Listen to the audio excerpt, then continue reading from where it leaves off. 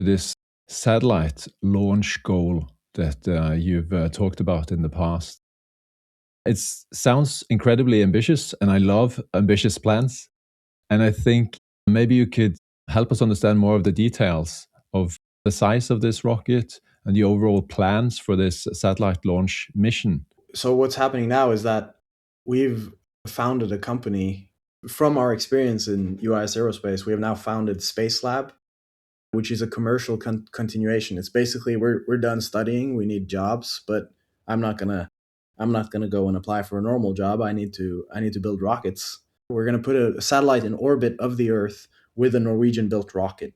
Our plan is to use all our technical experience from US Aerospace, scale up everything quite a few notches, and then produce a rocket that can orbit the Earth. And that rocket we call Valhall, from the Viking, Hall of The Hall of the gods. Gods. Yeah, and That's a fitting name.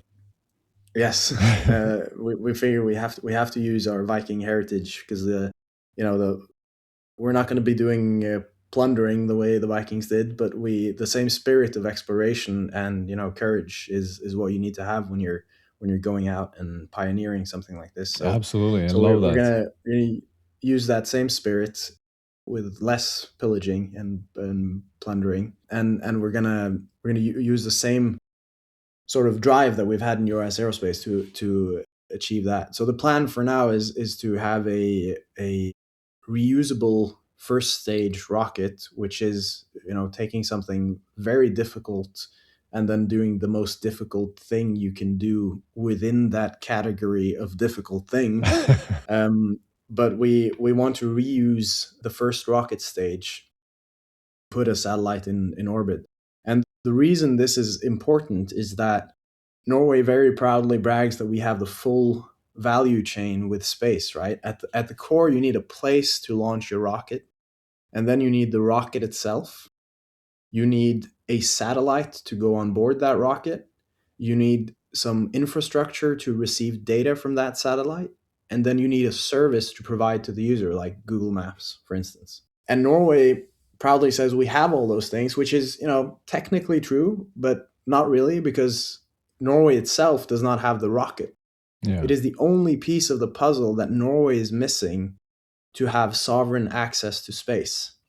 Because we build satellites in Andøya Space, we have a launch pad which is now launching orbital rockets, or they're at least attempting to, with ESA Aerospace. And we have the value chain. We're only missing the rocket. And in the geopolitical climate of today, nations are realizing that in order to own your own critical infrastructure, you need access to space. And that's every country should own its power grid and own its roads and own its government buildings, which is part of the infrastructure. And in the same way, you should also own your own access to space. Is what we're set on. I love how you frame that. And Norway has a tremendous capacity with what we've achieved in a very few years' time. Back when we found oil on the Norwegian continental shelf.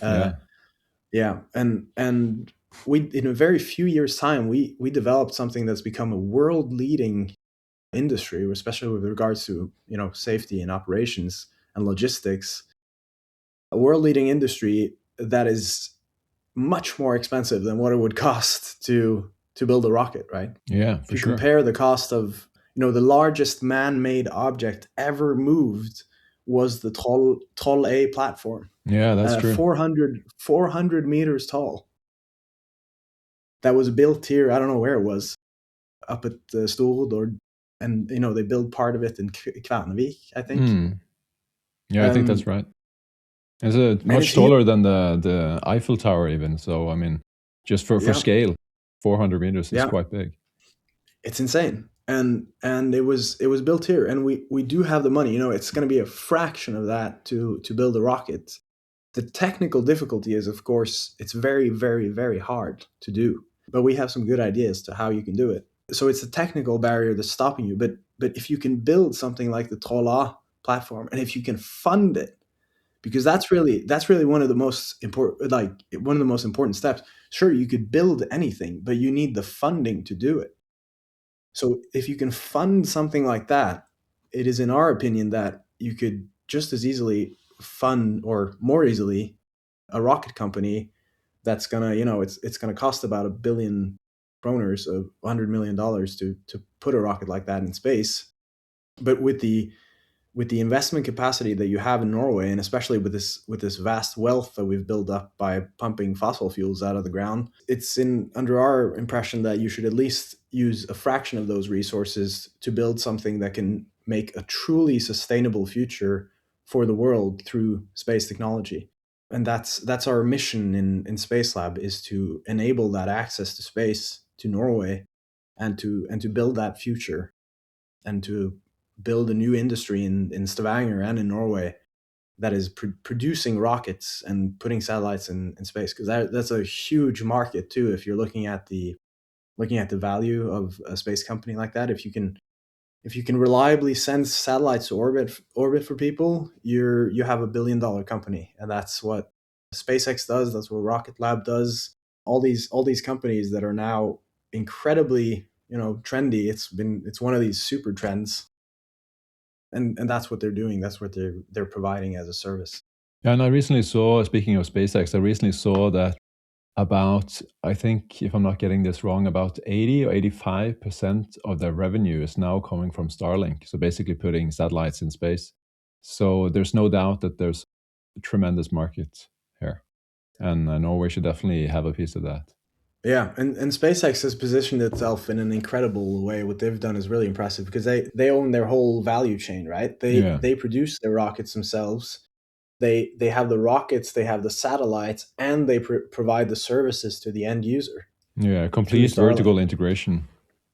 Yeah, exactly. That is massive, and the numbers for how many, I think around 80% of the world has no cell coverage. And if you can give internet to all these people, you're doing, like, business wise, and as a business strategy, you're doing something that's really unprecedented and really huge. And that's what they're seeing in SpaceX. If they can own their whole value chain like that, it's going to be the biggest IPO, the biggest company ever to go public, is estimated at, like, I think, 1,500 billion dollars. If you appreciated that, then click here for more content like this. Go on, click it. And don't forget to subscribe. Be well.